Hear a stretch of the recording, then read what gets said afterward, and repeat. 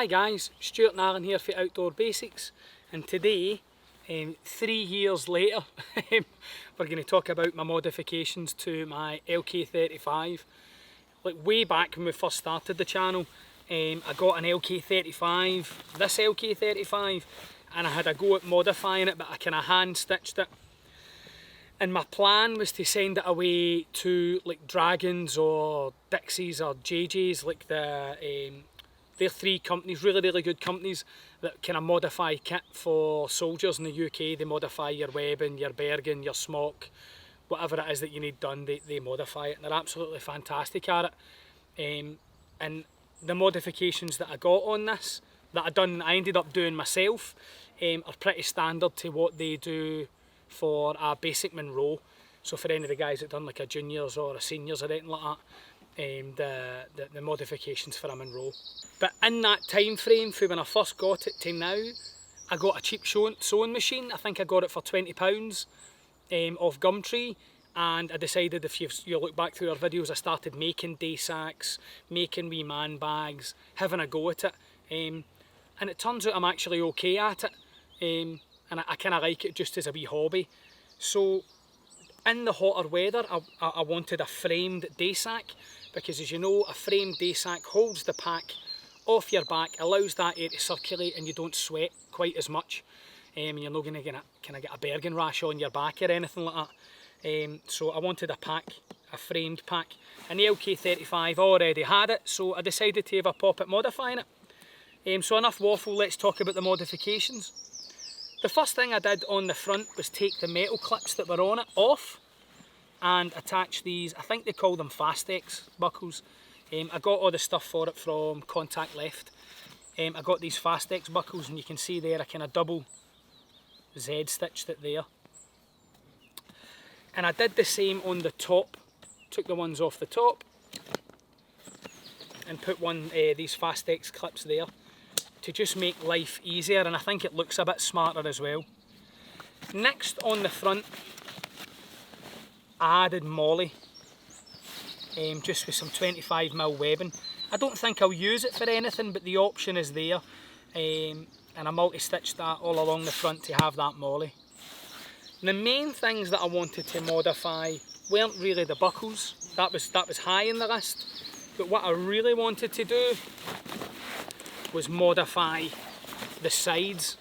It was just a plain kind of bucket style day sack, and what I wanted to do was add these bellowed large mesh pockets on the side.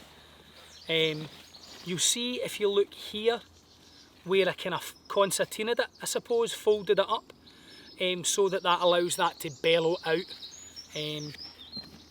So all I did was open the pack up, cut it to size, tack it in place and stitch that in, close it back up and stitch that in along the sides and the bottom. The next major thing I wanted to do I didn't just want these bellowed pockets there hanging kind of baggy and all over the place. I wanted compression straps. So I added Fastex buckles so I can get access. If I do cinch it down, I can get access to these bellowed pockets nice and quick. Because if I do load the day sack up and I do load the side pockets up, I want to be able to pull this nice and tight. I've taped it up there because I'm having it loose at the moment, but if I had it heavily laden, I can pull it all nice and tight. So that pulls the day sack closer to my back, so it's not hanging off my back. I can cinch and compress that weight down into a neater, tighter, more compressed bundle, so it makes the carriage of weight and load, the weight distribution, far better. So that was the main thing that I wanted to do, was add these mesh side pockets. And for the guys that know what I'm talking about, it's one of the main modifications that lads get to their bergen or a Monroe. They get the mesh side pockets added, and then I wanted these compression straps. So yeah, at the front I've changed over the plastic Fastex buckles. I've added some molly in case I want any extra load capacity, and I've added these bellowed mesh side pockets with the compression straps. Moving round, I took, if you remember back, you'll see from Outback Packs, who made me my Alice pack, which is a large style bergen. It's big, man. That's for a multi-day trip. It's an absolutely outstanding bit of kit. I decided to steal the waist belt off that and use it on this as well, because it was such a fantastic, wide, thick waist belt. It was absolutely top, absolutely top. Next, I added some Alice Pack style straps, and by Alice Pack, what do I mean? All I did was stitch a loop at the bottom so it can thread through, added Fastex buckles here, and then this kind of, I don't know what you call this, this kind of strap adjuster here. I'll show you there, hang on. Kind of Alice Pack style. So I've got this kind of ladder locker there, it goes through, threads back in itself.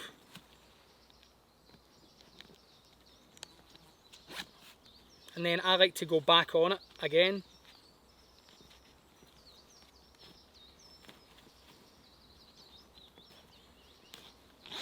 And then just tuck that away down the inside. And that's never coming off in a month of Sundays.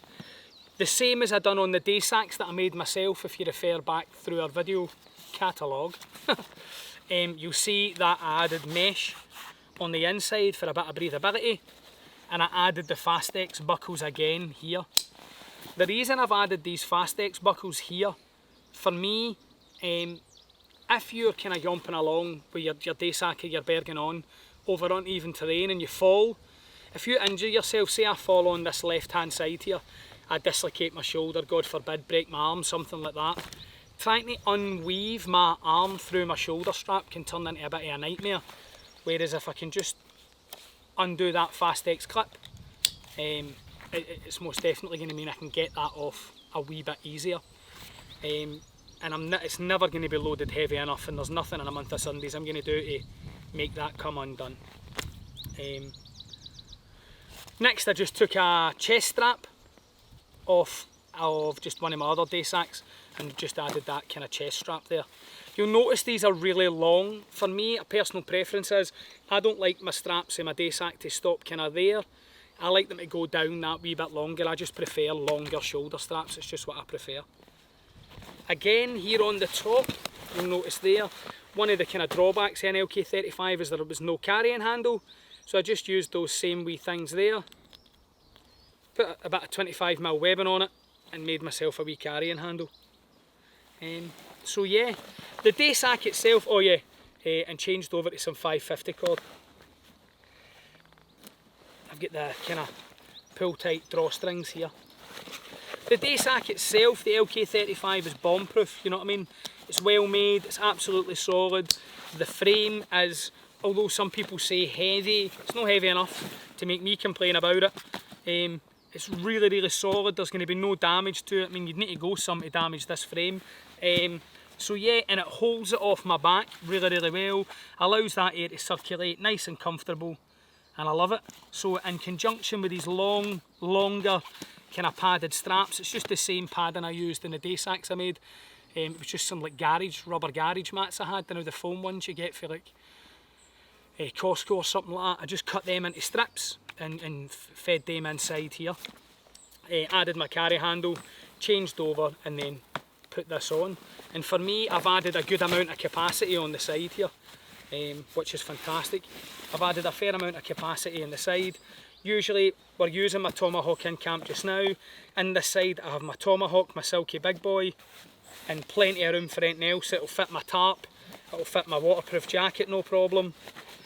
On this side I have my heavy duty gloves and my MOD survival if I need my bigger knife. All fits in there with plenty of space, as you can see, hundreds of space. So yeah, I've added a fair amount of carrying capacity. By adding the compression straps, I've added load management and load distribution capabilities to the pack that it didn't have before. I've added far better shoulder straps, and I've just added a wee bit of ease of use with the kind of modern Fastex buckles. So yeah, all in all, it was a really cheap wee project. As I say, I went to Contact Left, are a UK based company, former veteran owned company.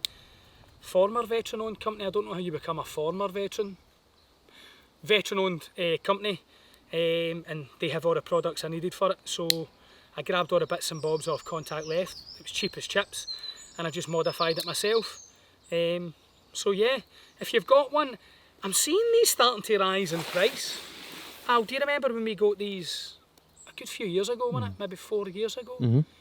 I think I got them for Military Mart, and I'm sure it was under 20 quid. I'm sure it was even under 15 quid. I'm positive it was cheap as chips. But they seem to be climbing in price now, and I don't know why. Well, I do know why. They're a great bit of kit, but just one of those things. So yeah, some simple modifications I made to my LK35.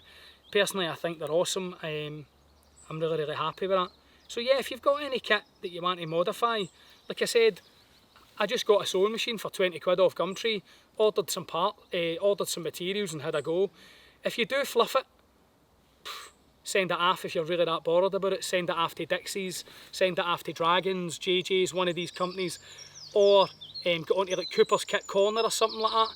On Facebook, it's like a kind of kit, it's based for soldiers, but Cooper's Kit Corner, there's guys that stitchers on there that will make you anything under the sun. Get in touch with one of them will sort you out. So really happy with it, give it a go. So if you like what we're doing, don't forget to like, share, comment, subscribe, all that good sounding stuff. As always, I've been Stuart, he's been Alan, yous have been awesome. This is the LK35, absolutely outstanding wee day pack. And by day pack, I just mean pack, don't get overexcited. See you in the next one.